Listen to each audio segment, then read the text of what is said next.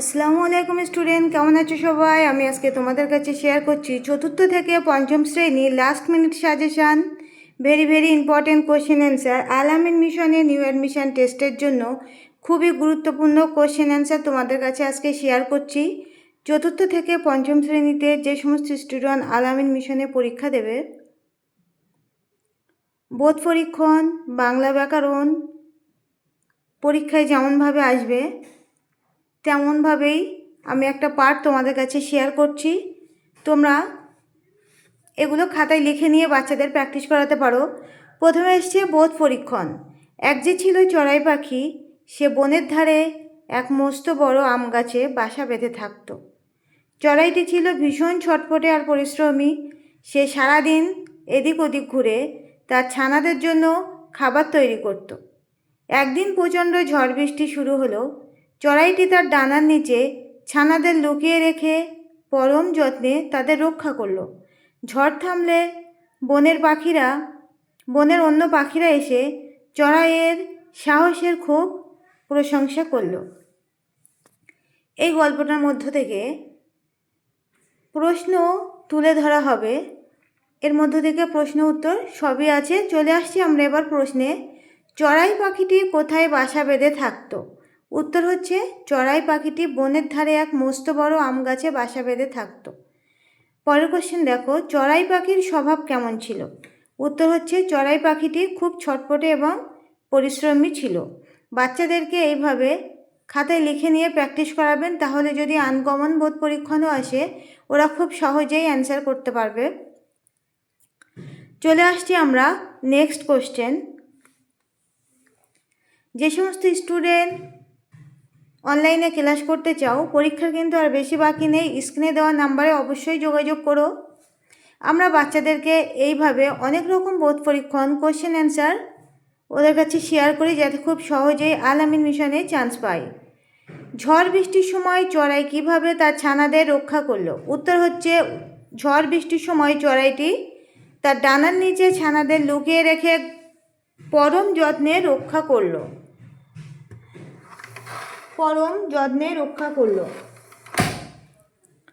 পরের কোশ্চেন হচ্ছে, বনের অন্য পাখিরা কেন চড়াইয়ের প্রশংসা করলো? উত্তর হচ্ছে চড়াইয়ের সাহস দেখে বনের অন্য পাখিরা প্রশংসা করলো। চলে আসবো আমরা ব্যাকরণ পাঠে। ব্যাকরণ কোশ্চেন হচ্ছে, পরের কোশ্চেনে আমরা চলে আসছি। প্রথমেই আসছে,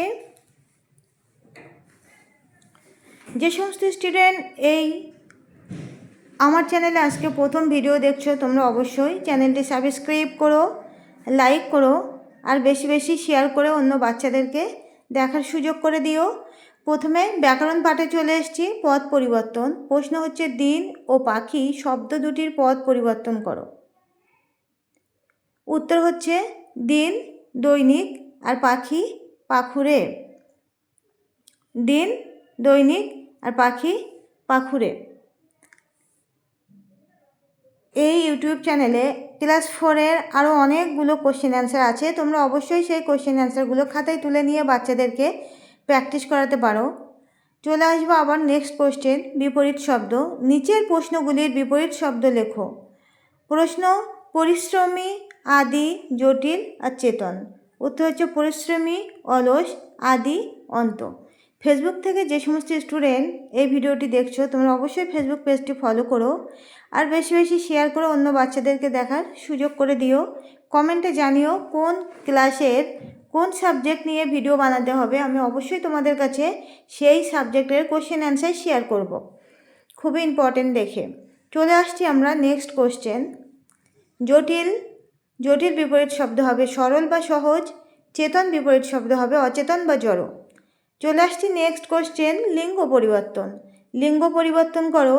শিক্ষক, কবি, বাঘ আর ধোবা। এরকমভাবেই দুটো অথবা চারটে কোশ্চেন থাকবে। লিঙ্গ পরিবর্তন যদি শিক্ষক, কবি, বাঘ, ধোবা এরকম ধরনের চারটে কোশ্চেন থাকে তাহলে 2 নাম্বার থাকবে, হাফ নাম্বার করে।